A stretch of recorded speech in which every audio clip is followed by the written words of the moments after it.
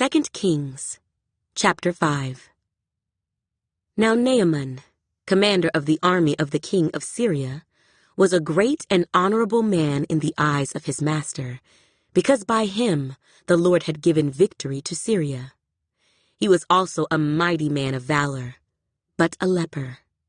And the Syrians had gone out on raids and had brought back captive a young girl from the land of Israel. She waited on Naaman's wife. Then she said to her mistress, "If only my master were with the prophet who is in Samaria, for he would heal him of his leprosy."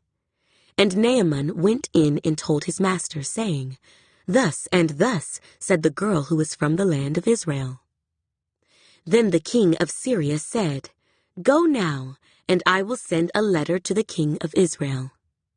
So he departed and took with him 10 talents of silver, 6,000 shekels of gold, and 10 changes of clothing. Then he brought the letter to the king of Israel, which said, "Now be advised, when this letter comes to you, that I have sent Naaman, my servant, to you, that you may heal him of his leprosy." And it happened, when the king of Israel read the letter, that he tore his clothes and said, "Am I God, to kill and make alive, that this man sends a man to me to heal him of his leprosy? Therefore please consider and see how he seeks a quarrel with me." So it was, when Elisha the man of God heard that the king of Israel had torn his clothes, that he sent to the king, saying, "Why have you torn your clothes? Please, let him come to me, and he shall know that there is a prophet in Israel." Then Naaman went with his horses and chariot, and he stood at the door of Elisha's house. And Elisha sent a messenger to him, saying, "Go and wash in the Jordan 7 times, and your flesh shall be restored to you, and you shall be clean." But Naaman became furious, and went away and said, "Indeed, I said to myself, he will surely come out to me, and stand and call on the name of the Lord his God, and wave his hand over the place, and heal the leprosy. Are not the Abana and the Pharpar, the rivers of Damascus, better than all the waters of Israel? Could I not wash in them and be clean?" So he turned and went away in a rage.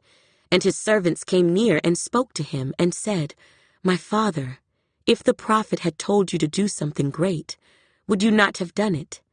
How much more then, when he says to you, 'Wash and be clean'?" So he went down and dipped 7 times in the Jordan, according to the saying of the man of God, and his flesh was restored like the flesh of a little child, and he was clean. And he returned to the man of God, he and all his aides, and came and stood before him, and he said, "Indeed, now I know that there is no God in all the earth except in Israel. Now therefore, please take a gift from your servant." But he said, "As the Lord lives, before whom I stand, I will receive nothing." And he urged him to take it, but he refused. So Naaman said, "Then if not, please let your servant be given 2 mule loads of earth, for your servant will no longer offer either burnt offering or sacrifice to other gods, but to the Lord. Yet in this thing may the Lord pardon your servant, when my master goes into the temple of Rimmon to worship there, and he leans on my hand, and I bow down in the temple of Rimmon. When I bow down in the temple of Rimmon, may the Lord please pardon your servant in this thing." Then he said to him, "Go in peace." So he departed from him a short distance.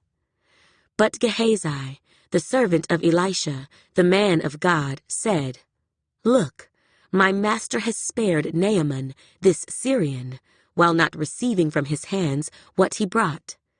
But as the Lord lives, I will run after him, and take something from him." So Gehazi pursued Naaman. When Naaman saw him running after him, he got down from the chariot to meet him, and said, "Is all well?" And he said, "All is well." My master has sent me, saying, Indeed, just now 2 young men of the sons of the prophets have come to me from the mountains of Ephraim. Please give them a talent of silver and 2 changes of garments."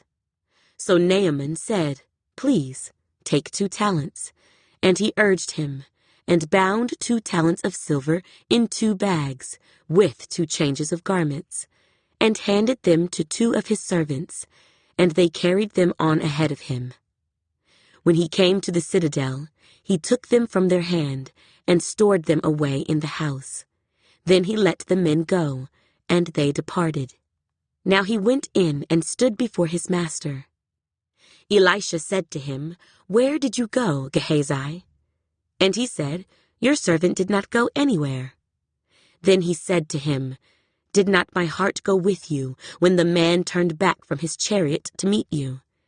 Is it time to receive money and to receive clothing, olive groves and vineyards, sheep and oxen, male and female servants? Therefore the leprosy of Naaman shall cling to you and your descendants forever." And he went out from his presence, leprous, as white as snow.